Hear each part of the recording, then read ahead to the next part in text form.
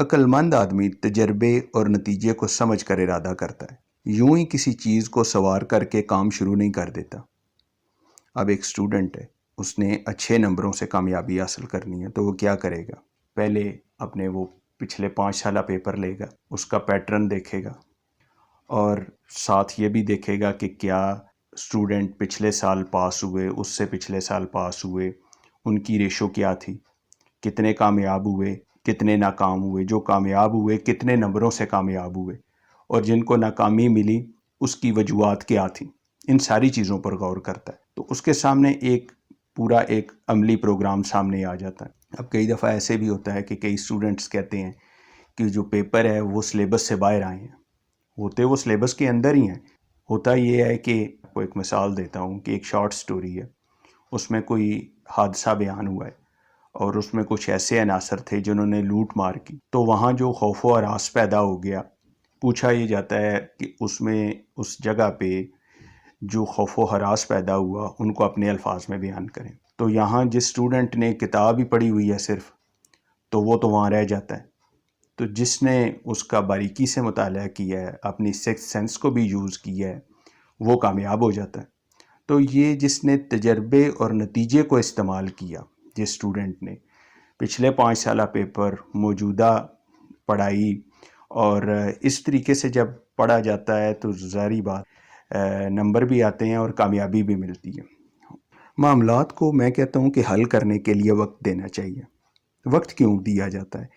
کیونکہ اس کے پھر تمام پہلوؤں پر غور ہو جاتا ہے، نئی رائیں نکلنی شروع ہو جائیں گی، اور کافی سوچنے کے بعد بالآخر آدمی وہی کر رہا ہوتا ہے جو اس کی خواہش ہوتی ہے، کیونکہ ارادہ اس کا وہی ہوتا ہے۔ ایک سادہ سا اصول ہے، جس کا جیسا خیال ہے ویسا اس کا عمل ہے، اور ناپسندیدہ کام تو دیر تک کیے ہی نہیں جا سکتے، آخر کار اس نے اسے چھوڑنا ہوتا ہے۔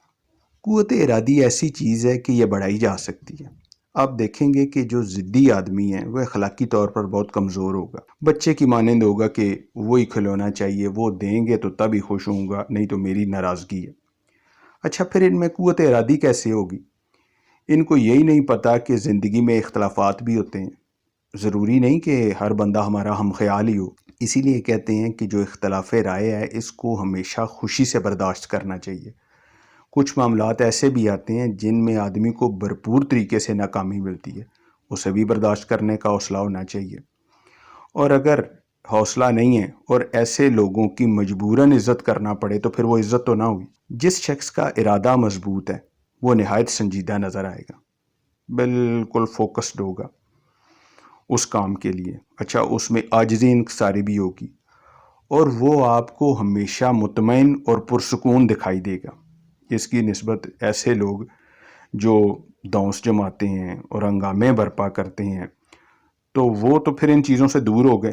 یہ سمجھنا چاہیے کہ اخلاق بہت بڑی قوت ہے، اور کمزور ارادے والے آدمی میں بیک وقت جو کئی خواہشیں پیدا ہوتی ہیں اس کا بیڑا ہی غرق کر دیتی۔ بظاہر وہ بڑا خوش ہوتا ہے کہ یہ بھی چیز کر لوں گا، یہ بھی کر لوں گا، یہ بھی کر لوں گا۔ ہو تو اتنا ہی ہونا ہے جتنا انسان کی سکت ہے یا اس کا جتنا ارادہ ہے، لیکن ارادہ کیا کرے جب 600 چیزیں جب کرنے کا آدمی سوچ لے گا تو اس وقت ارادے کی دجیاں بکھر جائیں گی۔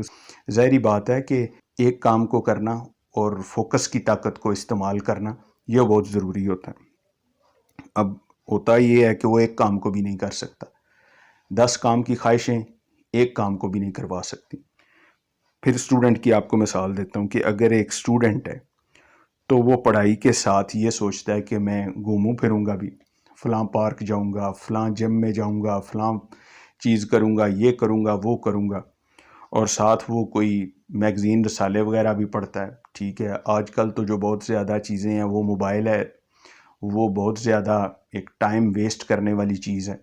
اگر تو پڑھائی کے بارے میں کوئی چیز ہے پھر تو بہت اچھی بات ہے، لیکن اگر اس کی پڑھائی کے متعلق نہیں ہے، صرف سوشل میڈیا پہ ہی زیادہ اپنا وقت صرف کیا جا رہا ہے یا فضول چیزوں کی طرف زیادہ دھیان دیا جا رہا ہے، تو پھر ظاہری بات ہے کہ وہ پھر ایک چیز دوسری چیز کی نفی کرتی ہے۔ اب ایک بندہ ایسے نہیں کر سکتا کہ وہ سڑک بھی پار کر لے اور موبائل کی طرف بھی دیکھتا رہے، نہیں، وہ ظاہری بات ہے اپنا دھیان پرے کرے گا، سڑک پار کرے گا، پھر موبائل کی طرف دیکھ سکتا ہے۔ ایٹ اے ٹائم 2 کام کر ہی نہیں سکتا آدمی، تو ایک کام کرنے والا کامیاب ہو جائے گا۔